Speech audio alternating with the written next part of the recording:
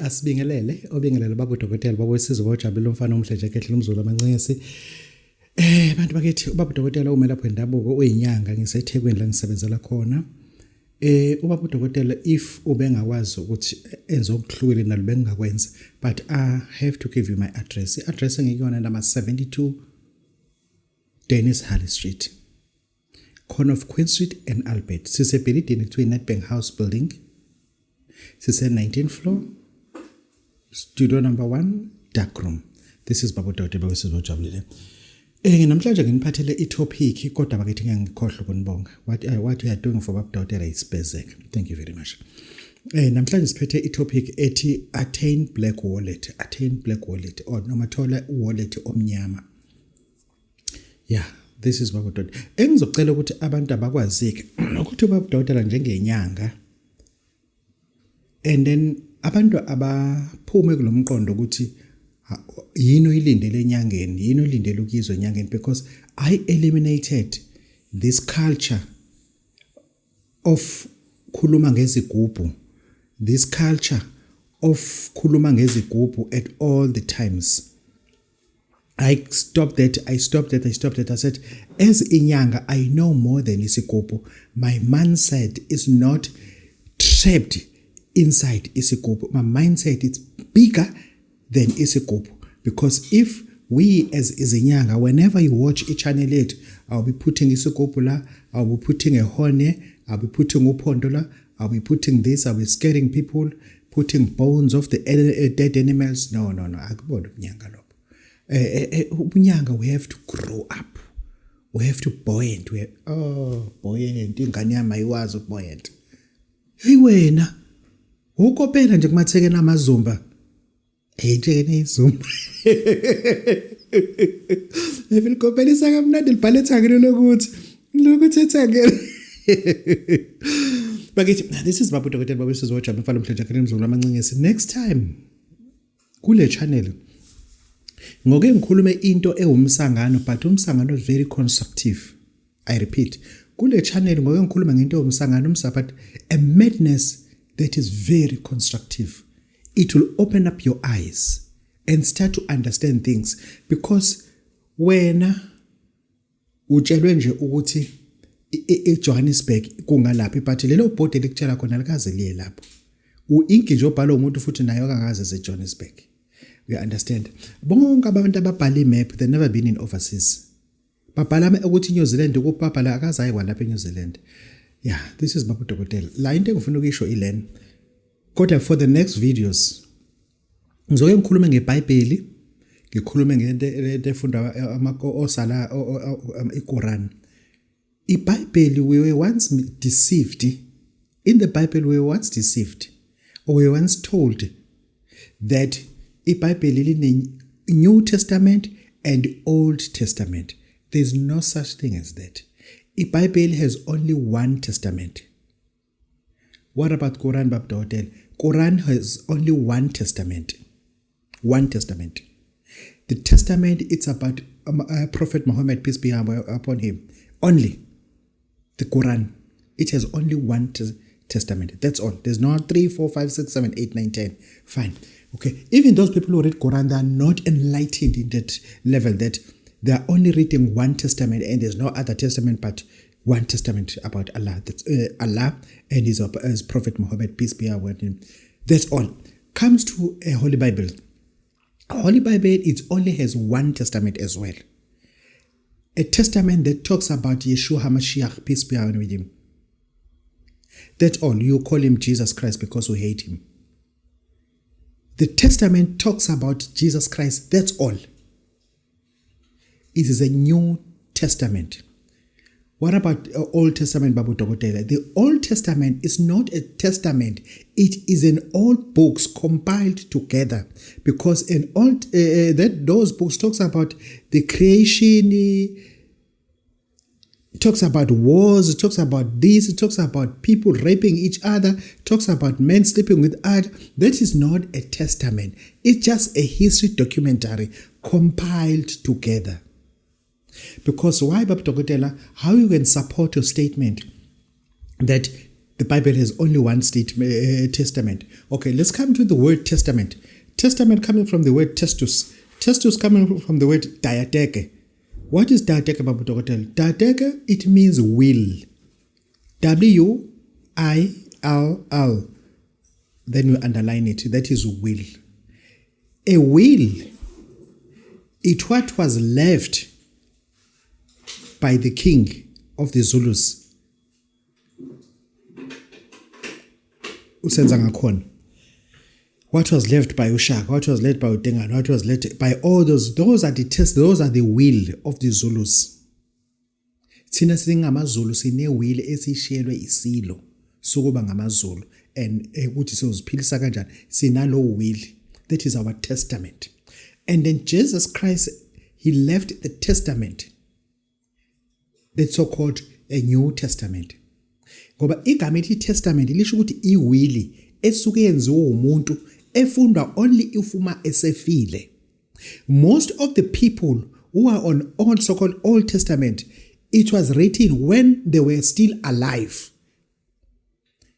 Comes to David, come to Moses. You understand? Only one person is dead in the Old Testament that they are writing about him.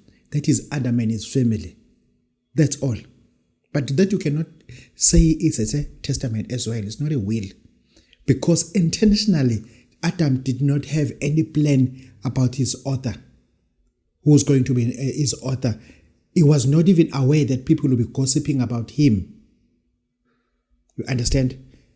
But when it comes to Moses, he's aware. Because he was actually writing certain things as well.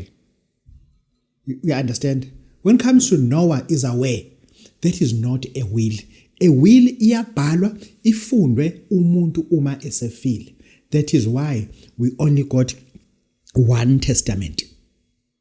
What we got? We got one testament, of which is a testament of Jesus Christ. But next time, we're going to be deep kakhulu why he left that testament as well. Why others did not leave a testament. Was he aware that he's writing his own testament? Konke lokho ufuna ukuthi kuye phendula. This is Baba Dokotela, Baba Sisi Bajabule family. Ya ngiyanihlasela ngabahome. Ukuthi sifakwe enkolweni and then sangaba nesikhathi ukuthola lamagama ukuthi asho ukuthini. Meaning elaphana thina sasiyi-persecute, asiyi-question ukuthi what is a meaning of this? What is a meaning of a damsel? Know what is a damsel is? You know what is a lad? LAD is. Okay, a damsel. Yilo enganyana nje oyifica laphana yentombazane kulomndeni ohluphekayo. Yabo labantu nje abayixakekele nje uma wakho uyidayisela ubanana ingane ibuye izomlekela izomdayisisa na umango kwentombazana nje kuyamlekelela umama that's just a damsel. As much as a lad is just umfanyana nje ongenamsebenzi yabo. These things has to be taught, but so that abantu bezo understand when to call somebody a lad. Yeah, bakithi ngifuna ke sikhulume lena ibhodlele lezishimane full explanation. Leyanto angifuni ukuthi ifike as if it is marketing strategy, but kunezinto we have to bypass engqondweni zethu. Kunezinto ekufuna ukuthi sizi understand empilweni zethu. You understand? Abantu besifazane, they have isolated themselves and show them how intelligent they are. They know how to look at each other in terms of cosmetic and others. Abantu besifazane babona kubalekile ukuthi abazinake bona kuqala. Even big companies now are catering for women. Even insurances are catering for women. But when it comes to men, we are insulting each other. I repeat, when it comes to us, we are insulting, we are bullying each other. Kunabantwana abakhuliswe ama-single mothers babafana namantombazane awu-3. You understand? They were very rich. Father was very rich. They had everything ekhaya. Lo mfana ukhulele egcekeni enalo lonke uhlobo le-toys. There was no need for him to be outside the yard. You understand? Ukhule nodadewabo yonke into beshana ngemncamelo yonke into. Uma ekhula ke lo mfana okashaya isikhathi uthi ingane isithombile sebeyahlukaniswa. Emehamba lo mfana ngokuthi bebenamali waya boys school. Wasuka boys school waya boarding school yabafana. And wakhulela khona ke. Manje usephumela eminyango emhlabeni wangempela umhlabeni wamaqiniso. Sekufuze ukuthi phela ameshe nabantu abakhanyayo leminyango. Lo mntwana lona when it comes ukuthi manje abe uyazi le ukuthi kunabantu abanama girlfriend but akazi ukuthi ibondage yokuthi ube ne-girlfriend kusuke kwenziwe njani. You understand? Akakwazi lo uyachale amantombazane behlala nawo akuxoxa konke namantombazane but now when it comes to speak that language okushela akusenzeki comes to kuma suburb suburb inana okuyi office leyishimane khona. Trust me, abafana basema-suburb bayifaka bayishayela indlwabo. Abafana nje basema-suburb bayifaka bayishayela indlwabo. And uma wakho aware of that lengane ishayela indlwabo ngoba unotice amashade. Uthatha iduvet amisa amadola abheke phezulu. Ayitshela lento imiphumuzo ivala kodwa kusala uma wakho uyabona kunama stains. Abotho lokho uphila ngendlwabo lokho. Bazishimana. Ngalondlela siyadinga ukuthi sibe nento ezokwazi ukuthi siyakhele lo hlobo lalabo bantu. Esazi ukuthi lo ukhuliswe isingle parent, lo ukhulele kusuburb, lo ukhulele ngaphansi kwenkolo yensindiso esegregated kunabantu besifazane. Yabo? Yena elinde ukuthi uyoza ashadelwe before kwenzeke. Ngokukhula ke nokukhula ethola umsebenzi kwendawo agcine ngasaqhubeki nalenkolo kaDenze sebona umhlaba ukuthi ubhalwa kanjani. Sekunzima ukoshela. Ngoba kaza nje ukushela kuyarehezwa. Ukushela nje kuyarehezwa. Kube nzima ukubingelela ithekene le-15 uma uyishimana. Uthi ungena uma ufaka ama-headphone ngoba ufuna kube khonta ayishoka kuwena. Ngoba hayi ngobani uyasaba owazi uzothini. You were not brought up like this. Ngalondlela sakheke ibhodlela engelona labantu literally soje leyishimana but elokwenza ukuthi abantu besifazane bakuthande. Leli bhodlela ke mesikunika, you don't have to be deceived. This is Babu Dotela speaking. Ake njengamanje njoba wena nje ulapho nje uncike ubuka lento le video uncike ngekhona. Akuphushe lekhaleni lakho uphushe kakhulu. Ungitshela ukuthi yini lephuma lekhaleni. If uphusha lekhaleni kakhulu phusha uzucimeze. Lento ephuma lekhaleni sithi isidina. If umntwana onjalo umfana onesidina amantombazana awakuthandisisi kahle. Amajitha elokishini awasikeqi ngawe bathi awugcwali ngelokishi. Uma ufika abawuthuba anyampuka kusala yedwa. Athi msisi manje umi kanjani athi hayi nami ufika nami sengithi angimasho kunemasho efuna ngibambe ngokweqiniso. Lamajitha sehambile uthi wafika sebemasha nabo. Umisi usala wedwa ke. Njalo lapho na even nasemsebenzini lento iyak-affect. Uthi uma ufika nje emalokheni balele lapha emabhenjini abanye bese kuwena uthatha ithawula azimbozele emesu ehlala futhi ukukhuluma nami because unesidina. Uma ngikunika ke ibhodlela leli esilakhela abantu besilisa ngikunika umuthi ofuna usebenzisa ukususa leso sidina phela. Angizosena ngikunika ibhodlela nje bese ngingakucharge ngawo ngoba ngibonile verse ukuthi kwabe kona kwa western medicine banento abayithi etiology, imbangela yokugula komuntu. Imbangela yakho ukuthi uzwa abantu besifazane bahlehle kuwena because unesidina nje kwamajitha wana ukugcwala ngawe yabo. Awanako nje ukugcwala ngawe. Ngalondlela amathekeni kuzoba worse. Ingane lo ayinosisi wakho manje. Ayihambe ke ayino. Ngoba ngifaka ibhodlela ngishayina usisi wakho. Ngiyadlala bese sakho yangifuna. Okay, asibuyele kule bhodlela. Le bhodlela leli sizolenza libe i-lifestyle yabantu besilisa. Sizolenza libe into efana necolon. Umuntu wesilisa isikhathini akahamba angayifanga into eyi-roll on or into eyi-spray. Sizokwenza ukuthi abantu besilisa sazi ukuthi siba nama-seminar where we sit down with them. Sibize ingqwele eyikhulisa abafana ekwazi ukukhulisa insizwa. Kukuchazela ukuthi umfana u-interacta kanjani nomuntu besifazane. Babe khona futhi nabantu besifazane. Sifuna babe khona nabantu besifazane ukuthi abake bachaze ukuthi yini eyi-turn off kubantu besilisa. so that nawe before uyalithatha ibhodlela kubabudoda kodwa usuyazi ukuthi yini ey-turn off into kubantu into oqala ey-turn off kubantu besifazane ilento ukuthi even ugqoka into ezingameshi yabo ilento nje ukuthi uhamba udla ushephise emgaqweni uhamba udla umbilo osiwe and uyajika ubamba lo sisi lona umama nge11 elokishi udla umbilo osiwe ayo ucabanga wena kahle eyiphi ingane ezosigeqa ngawe kahle njengoba nasetaxini uyazazi usuku unomkhuhlane wathimula etaxini washaya ibhela into elingaka but usulo ukuthi amafinyela egxaza yonke ucabanga lo sisi lona khona asazoyikhuluma nawe nawe kunezinto eziyi-turn off ilanguage yakho inomthelela ukuthi abantu besifazane bangakuthandisisi kahle ilanguage yakho inomthelela yabo ake uzibuke lezo zinto ulithathe ibhodlela engizo ngoba ngiyakunika lona and ngiyaqethuka ngimhlophe njengoba ngikunika ngiyaqethuka ngimhlophe into esizifake lapha ebhodleleni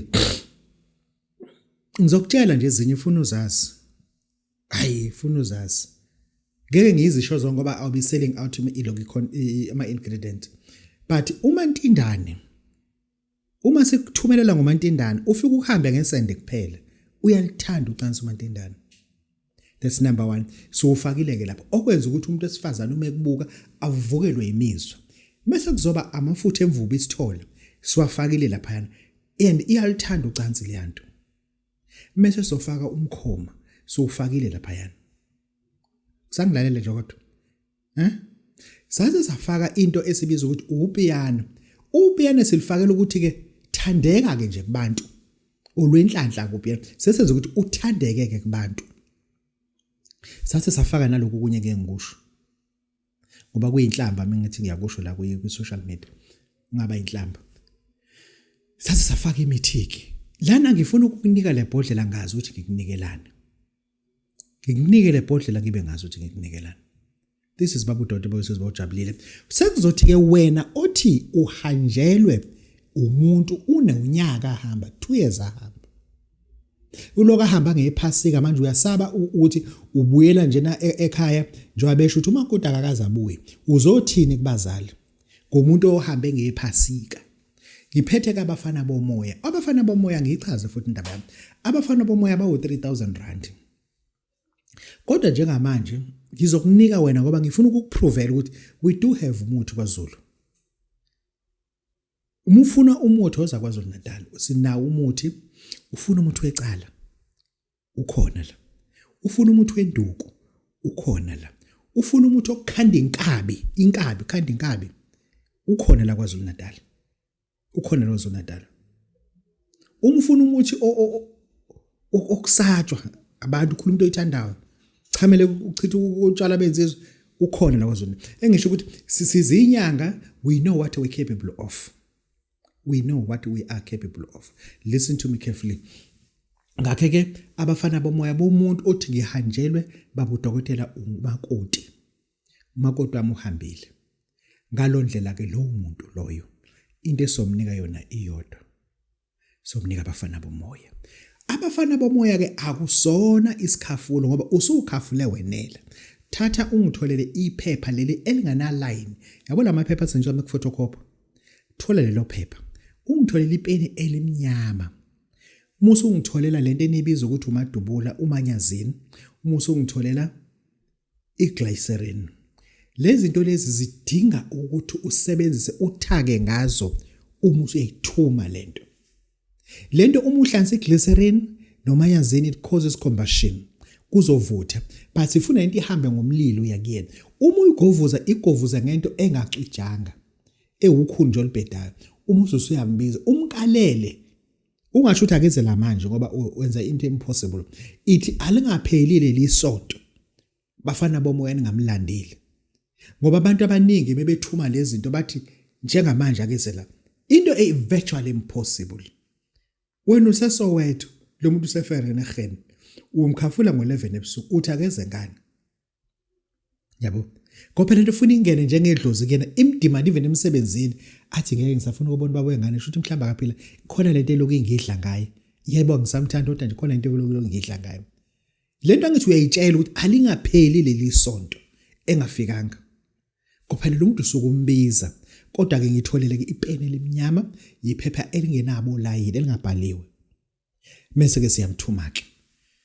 bese ke siyamthuma ke abafana bomoya ke sibakhipha ngo-R1000 ngoba ngifuna ukutshengisa ukuthi ukhona umuthi isothe mase sesenele kunina mase sithi hayi siqedile ngo-1000 sizobuyisela ku-3000 ngoba lenyanga esasikhuluma ngayo ukuthi 1000 ngoba kule nyanga kuphela sizokunika ngo-1000 umlande lo muntu abuye azohlala uyabona kungenzeka konke nixabane kube njani kodwa imithi network ibuyile waqonywa lapha kwenzeka na usisi waqoma lapha wabona ukuthi usisi uyi-second class kuwo wonke lamadoda ayike emthatha serious enengane ezo3 nemthungo nalo baba lo njobe edla ama-ARVs akekho umuntu wesifazana umthatha serious efike sezogunya amaphilisi la sephinde wathola ukuthi une-BP sokaphela ngothothi ushukela sekuthola namathambo futhi manje uyadinga ukuthi ubuyele kuloya muntu usudinga umuthi ke manje ukuthi ubuye abuye lo muntu ezepha ekhaya this is babudoda abafana bomoya la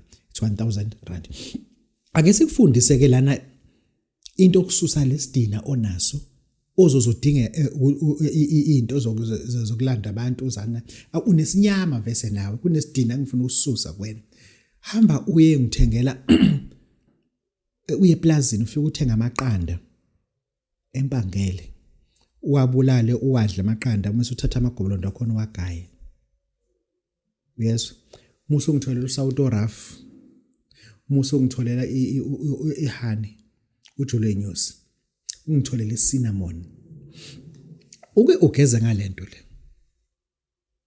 ake ujwayele nje ukuthi mhlawumbe kabili kathatha esontweni ukugeza ngalento le ubone lento yakho ongathandeka ayizophela yini ubone lento yakho ongathandeki ayizophela yini ngoba niyafuna sinisize kodwa kunesinyama vese lana eninaso kunesidina nje vese nawe nje onaso ngeke ukuthi ngithini this is babudoda babusizwe bajabule into engifuna ngiphinde ngiyithinte lana ngake ngakhuluma ngombhejiso obheja ngegazi bathi babudodela yini inhlamba indle ukukhuluma ngani ukhuluma yabona mengithinta umbhejisa inhliziyo yami vesana ibheji beyigazi ngoba kunabantu namhlanje abakhe endaweni zethu ngekani kini kufuze ukuthi ngabe ninensimu lo nsimi linyo uyena ngoba uyisiqhwaga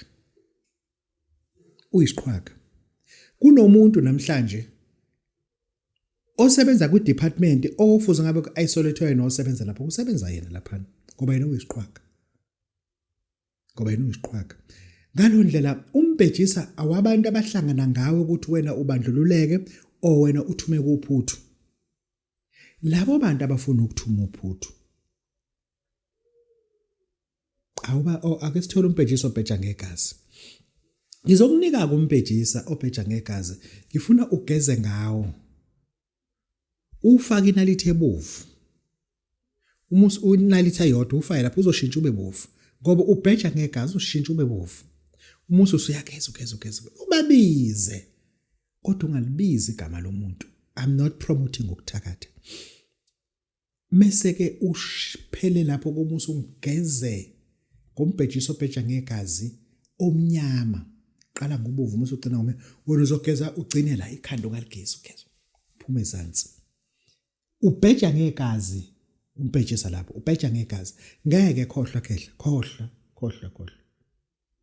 awutshela babudoda babusizwe ojafana mhlawumbe hayi umzukulu amancane khohlwa ubheja ngegazi umbhejisa ngoba kunabantu abafuna ukuphatha impilo zethu njengebhakede it can never happen that will never happen we are demanding our space this is babudoda babusizwe ojafana mhlawumbe kehle mlungu ake ngikhulume lento le since izithwalo are free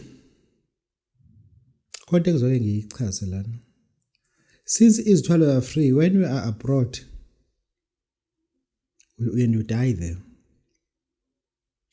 umzimba wakho uzuthi ubuye it's plus or minus 2 million or you'll be cremated it plus or minus 2 million or you'll be rendered good for cremation abantu aba-understand ukuthi sihamba lapha balandela izithwalo ngo-5,000 ngo-500 but i-risk esuke siyithathile isuke i-more than i-risk uyabona uma uyothatha i-office uzosuka la ngeBhanoi uye eEthiopia uhamba nge-ET ufike ehle eTopia uhlale 8 hours eTopia usulinde i-connecting flight eyapi manje eya eIndia in Mumbai ufike laphana ngo-12 ebusuku mufika ngo-12 ebusuku uthathe i-Uber yakhona ama-cab akhona maningi hleze maningi ikuxhaphaza i-hour lonke engakuthi la ufuna ukuya khona if it happened uthi kusile uzofika ke eMumbai ucheck in ehotela lakho uma usuyohamba uye la akwezwa khona izithwalo yabo uzenze leyo nto musu uyiphothula uthathe isitimela esizohamba 1200 kilometers siya eJaipur lesitimela mase seneskinqike sishe ufele phakathi ungabonakali nokuthi ubani kade yolanda isithwalo sika 5000 uzothi uma usinika umuntu ngo 6000 athi uyabiza lento ngathi uyithole ngamali encane kangaka i-risk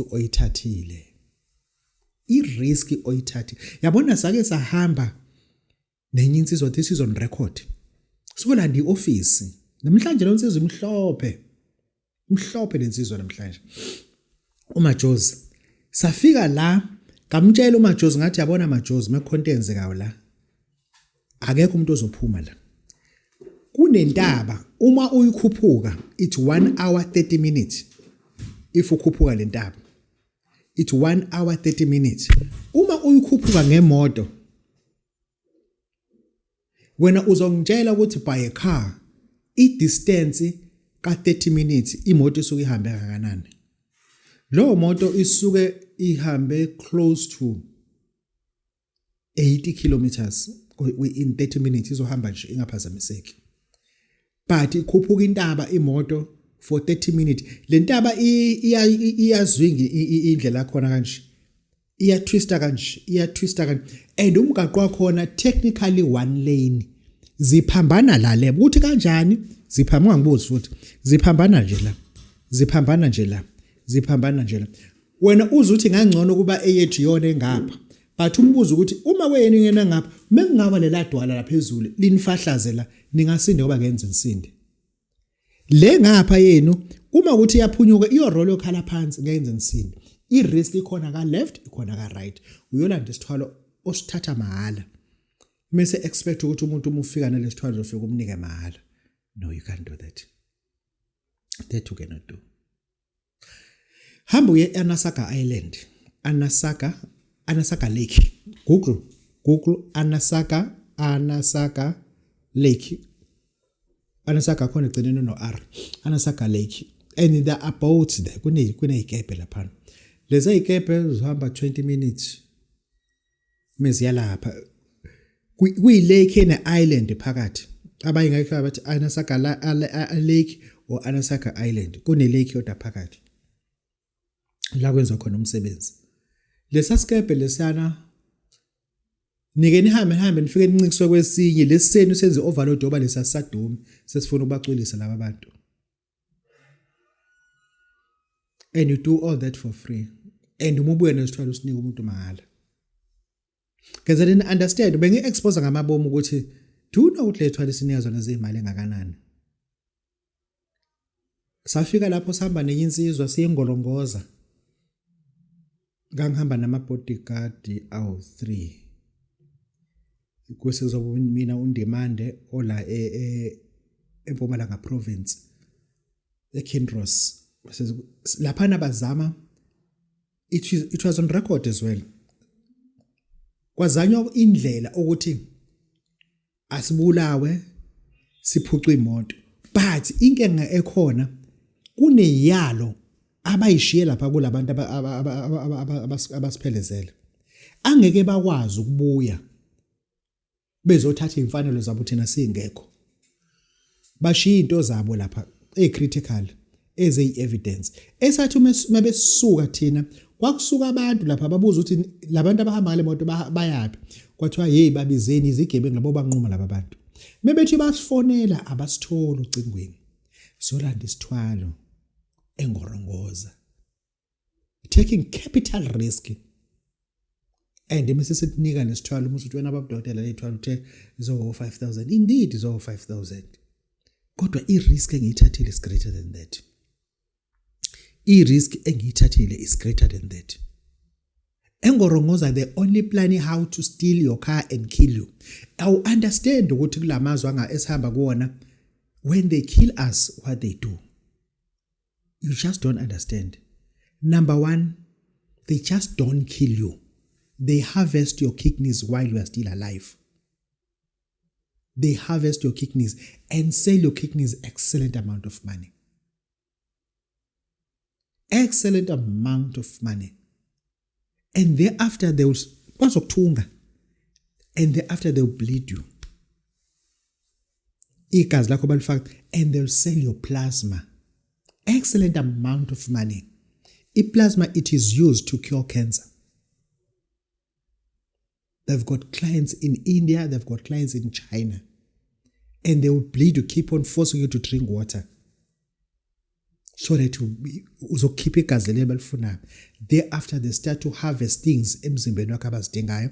Bazokhipha into ukuthi, bakhipha into ukuthi surgical parts, bakhipha ulimo, bakhipha amadlebe, bakusikela ukhakha eliphume ngathi luyindishi, lento bancindela kuyona mabencinda. I understand. Le risk esiyithathayo uzuzibuza ukuthi yabona ngafika kwenye indawo esibiza ukuthi semangungumete. Amangungumete kulana uma uya udlule eNyasuri. Muzidlula eNyarime. Nyasuri sokuthi musufika nje eNyarime ungena ngo left usubheke ke emangungumete. Yabona lapha ngafike ngaqethuka ngazibuza ukuthi ngishiye ama-flat awu-2, ngazoshiya imizi ewu-7, ngazoshiya iy'moto eziwu-11, ngazoshiya abasebenzi abawu-18. Ngizofunani la? Ngoba lana siyaqethuka manje la, khona into enziwayo la, khona into eplanwayo engasayona lesiyifunayo.